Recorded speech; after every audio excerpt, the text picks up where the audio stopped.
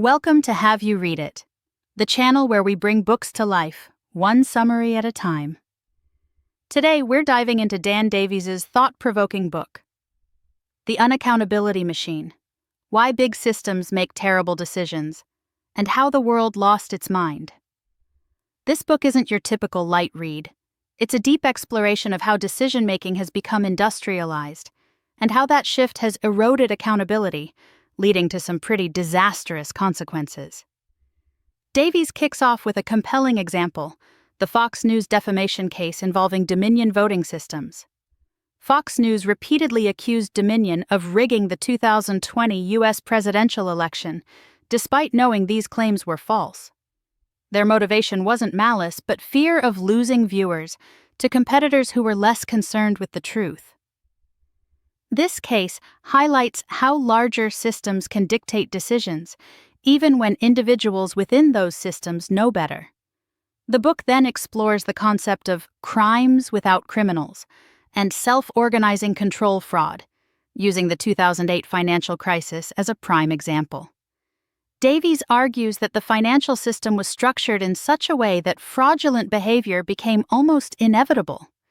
No one explicitly instructed traders to commit fraud. The system itself was designed to incentivize it. This leads to the discussion of the crisis, a term coined by historian Adam Tooze. Davies sees the crisis as a widespread loss of control by established hierarchies, often fueled by economic instability and the rise of populist figures and media outlets that profit from anger. The book suggests that this crisis stems from a fundamental breakdown in accountability. Davies introduces the concept of accountability sinks, systems designed to absorb negative emotions and shield decision-makers from consequences. Think of the classic call center scenario. You complain to a representative, but they're powerless to change the policy that's inconveniencing you. The decision, and therefore the accountability, resides elsewhere. The Schiphol Airport squirrel incident serves as a darkly humorous but poignant example of how accountability sinks can lead to absurd and even horrific outcomes. KLM ground staff, following a rigid policy, shredded hundreds of squirrels due to a paperwork issue. No one felt personally responsible, even though everyone involved regretted the outcome. The book then traces the evolution of decision-making, highlighting the managerial revolution of the mid-20th century. As organizations grew, control shifted from owners to professional managers. This shift coincided with the rise of cybernetics, the study of decision-making systems. However, cybernetics never gained mainstream traction, partly due to its association with some rather eccentric figures. Enter Stafford Beer, a British management consultant and a central figure in Davies' narrative. Beer, a self-taught polymath, applied cybernetic principles to organizational management. He believed in treating complex systems as black boxes, acknowledging that understanding their internal workings might be impossible and even dangerous. Instead, he focused on observing their behavior. This approach led him to the now famous principle: the purpose of a system is what it does. Beer's work also emphasized the concept of requisite variety, the idea that a regulatory system must have at least as much variety, capacity for different states, as the system it's regulating. He applied these principles in his consulting work, most notably in Chile under Salvador Allende's socialist government. Beer's project aimed to create a cybernetically managed economy, but it was cut short by the Pinochet coup. The book then shifts to the rise of neoliberalism, spearheaded by Milton Friedman. Friedman argued that a business's sole responsibility is to maximize shareholder value. This doctrine, according to Davies, contributed to a decline in accountability, as managers felt justified in prioritizing profits over other considerations. Davies argues that economics, as a discipline, suffers from several blind spots. Economists often oversimplify reality by focusing on optimizing single metrics, like profit.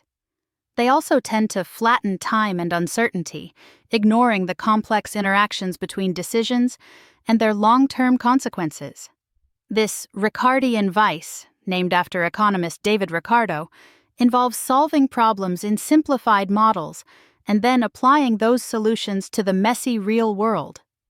This, Davies argues, is a major reason why institutions make bad decisions. The book explores the disconnect between economics and management. Most economists don't understand accounting, the language of business.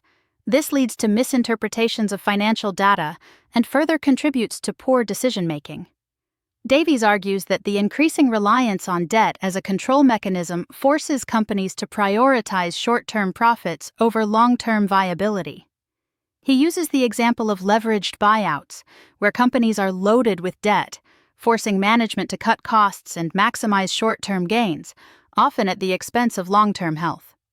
Davies critiques the management consulting industry, arguing that it often exacerbates these problems. Consultants, incentivized to provide quick solutions, may offer generic strategies that don't address the underlying issues.